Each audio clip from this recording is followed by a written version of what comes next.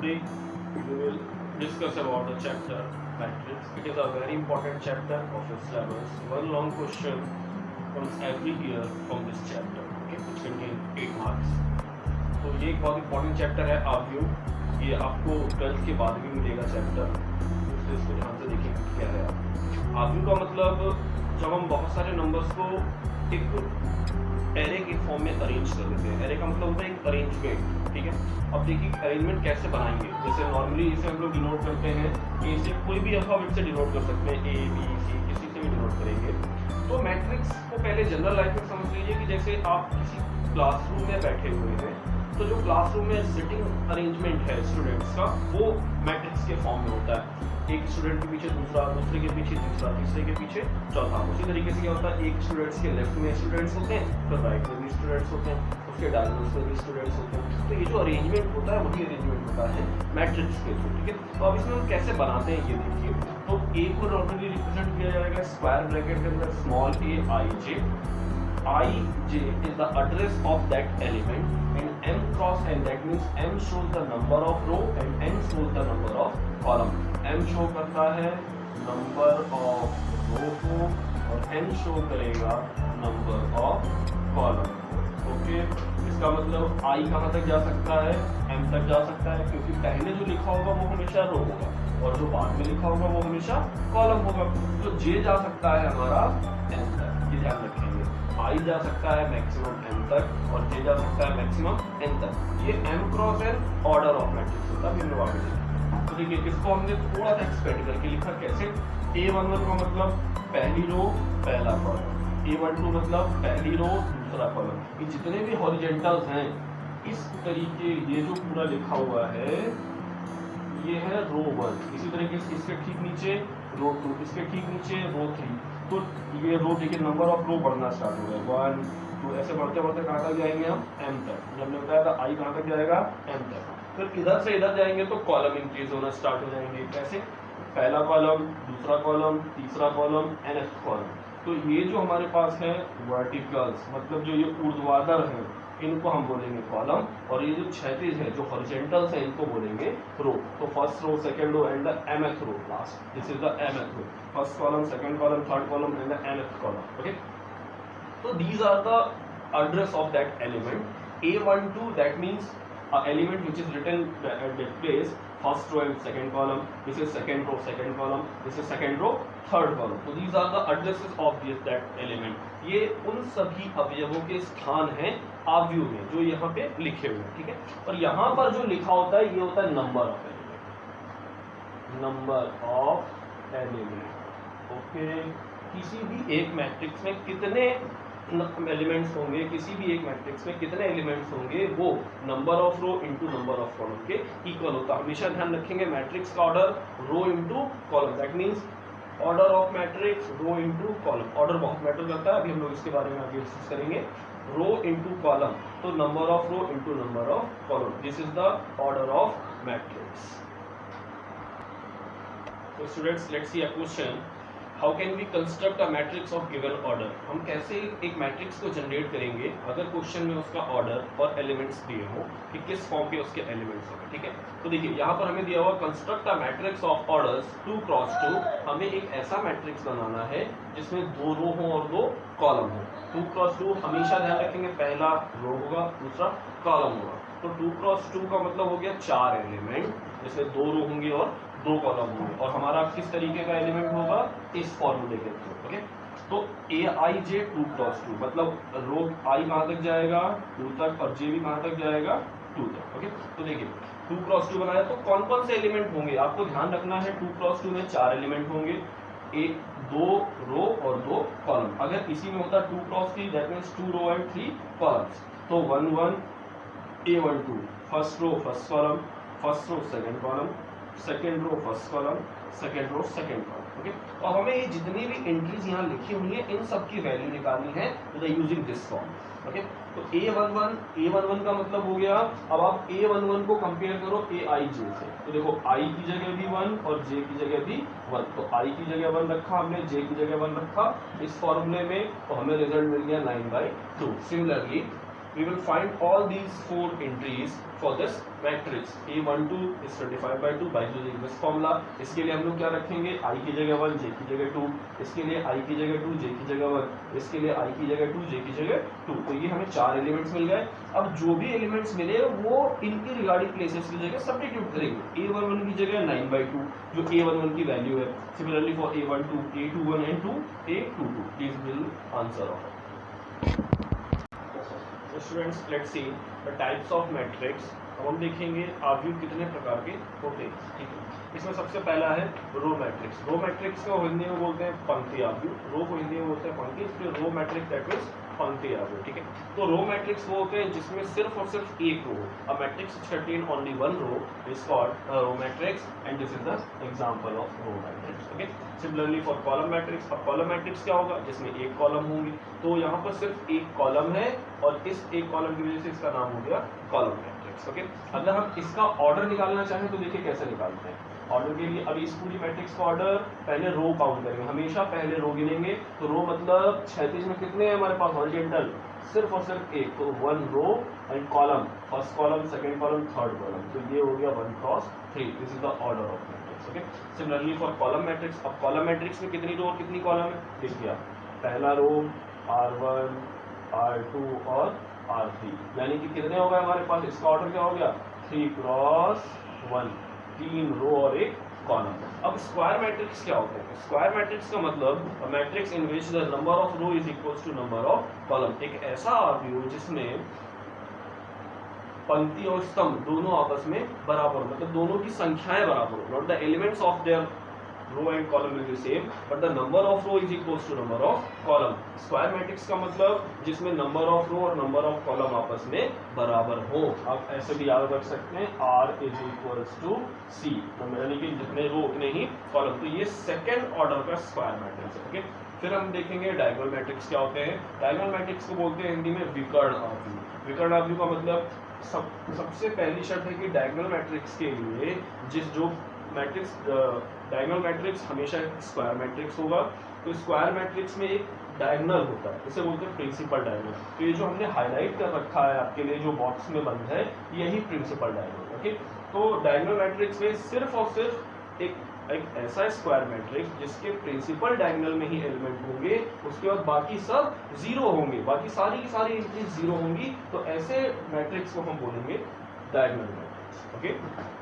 Identity और unit matrix में क्या होता है, इसमें प्रिंसिपल डायगोनल के एलिमेंट 1 हो जाते हैं, मतलब यूनिट हो जाते हैं। प्रिंसिपल डायगोनल के एलिमेंट अगर यूनिट हो जाएं, एक ऐसा डायगोनल मैट्रिक्स जिसके प्रिंसिपल डायगोनल के सारे एलिमेंट 1 हो, तो उसे हम कहते हैं आइडेंटिटी मैट्रिक्स, ओके।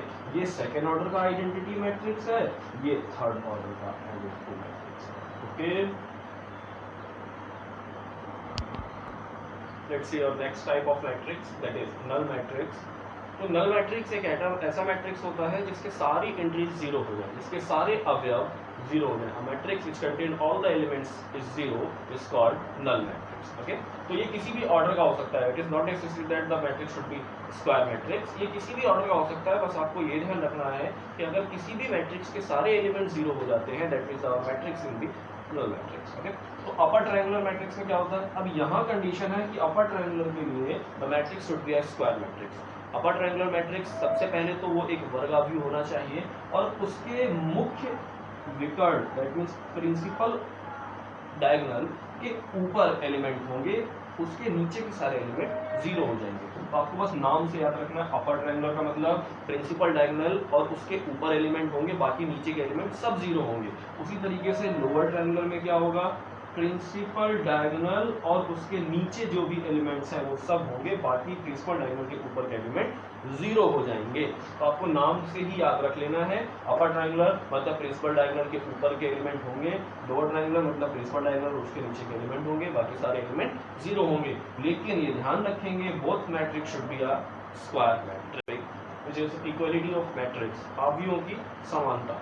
तो कोई भी दो मैट्रिक्स ए और बी, उनको हम आपस में इक्वल तब कहेंगे well their order will be same. अगर कोई भी दो मैट्रिक्स ऐसे हैं जिनके ऑर्डर आपस में बराबर है, ऑर्डर को हम लोग बोलते हैं क्रम, तो ऑर्डर अगर बराबर है तो वो मैट्रिक्स भी आपस में इक्वल होंगे। देखिए कैसे, तो two matrix A and B will be equal if the order of A is equals to order of B. Here we take two examples, first and second. In first example, a matrix A for which order is 2 cross 2 and the second matrix having order 2 cross 2.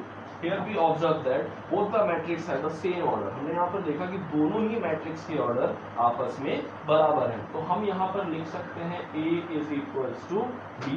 अगर matrix आपस में equal है तो इनके regarding elements भी आपस में equal हैं। तो यहाँ पर क्या मिलेगा, A is equals to X, C is equals to Z, D is equals to Y and D is equals to alpha। Okay, अगर मैट्रिक्स आपस में इक्वल हैं तो उनके सेम प्लेस के एलिमेंट भी आपस में इक्वल होते हैं, हम उसे लिख सकते हैं। ओके, दूसरा एग्जांपल देखिए, यहाँ पर दिया हुआ है ऑर्डर 2 क्रॉस 2 और यहाँ पर ऑर्डर है 2 क्रॉस 3। तो इसका ऑर्डर और इसका ऑर्डर दोनों डिफरेंट हो गए, तो हम यहाँ पर लिखेंगे A is not equals to B। Okay, अगर मैट्रिक्स के ऑर्डर इक्वल नहीं है तो वो मैट्रिक्स भी आपस में इक्वल नहीं होंगी। अगर मैट्रिक्स के ऑर्डर इक्वल है तो मैट्रिक्स भी इक्वल होंगी और उनके सेम प्लेस के एलिमेंट जो होंगे वो भी आपस में इक्वल होंगे। Students, let's see another question based on the equality of matrix. हमने यहाँ पर एक कंडीशन आपको दी हुई है कि this matrix is equals to this matrix. तो यहाँ पर हम देखेंगे कि इस मैट्रिक्स का ऑर्डर भी वही है जो इस मैट्रिक्स का order. Both the matrix have the same order which is 2 cross 2। ये मैट्रिक्स भी 2 क्रॉस 2 की और ये मैट्रिक्स भी 2 क्रॉस 2 की है। तो इस कंडीशन की regarding we have to find the value of variables x, y, z and w।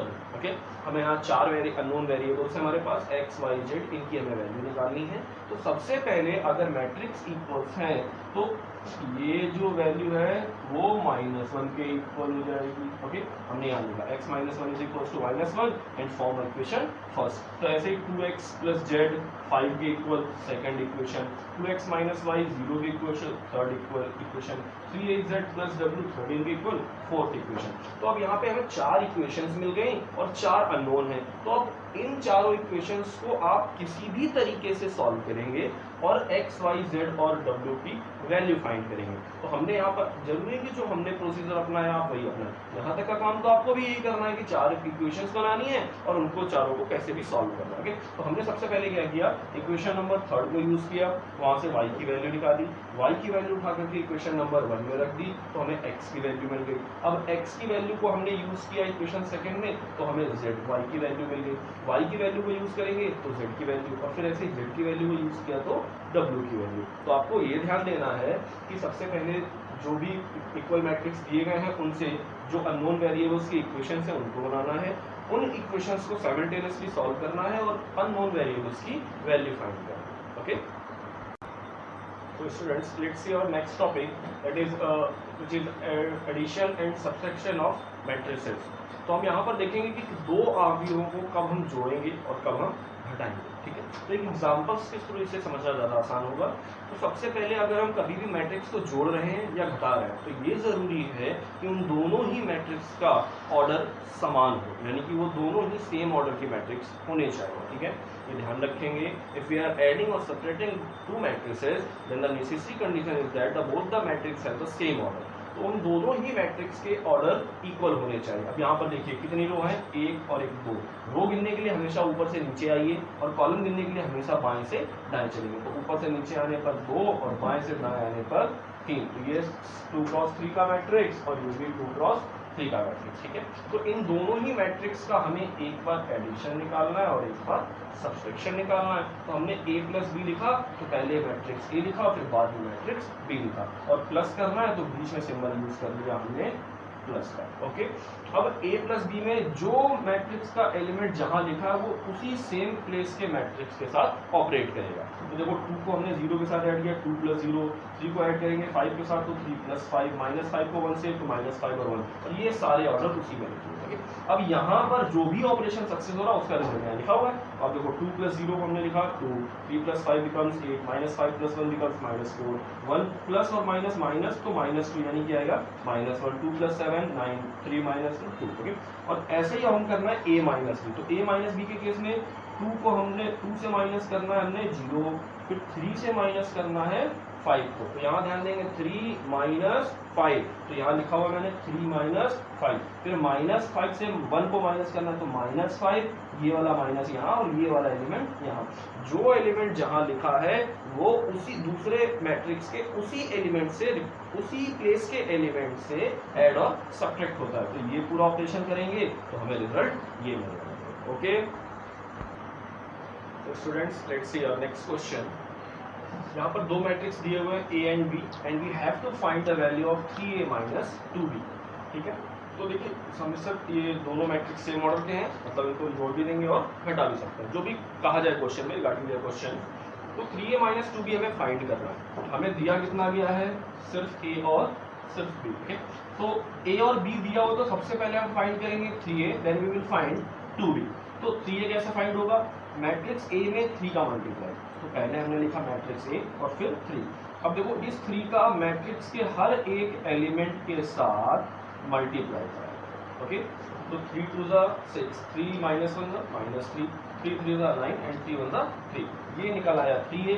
Similarly we will find 2B, we have to find 3A minus 2B, we will form this equation 3A minus 2B।